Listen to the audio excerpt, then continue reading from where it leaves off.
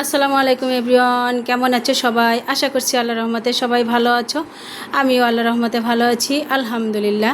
আজকে তোমাদেরকে একটা টিপস বলতে চাই। টিপসটা হচ্ছে, আমরা যারা মুসলিম তারা তো অনেক সকালে ঘুম থেকে উঠি, মানে ফজরে আজান দিলেই উঠি।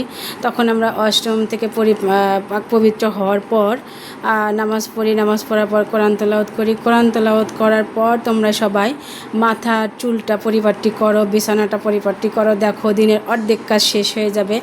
এটাই হচ্ছে টিপস। আর যারা মর্নিং ওয়াক করতে যাও তারা চলে যাও, হাঁটতে যাও। আর যারা না যাও তারা সামান্য চা নাস্তা তৈরি করো। চা নাস্তা তৈরি করে খাওয়ার পর মাছ মাংস দুপুরে যেটা রান্না করবা সেটা ভিজিয়ে রাখো। দেখো দিনের অর্ধেক কাজ শেষ হয়ে যায়।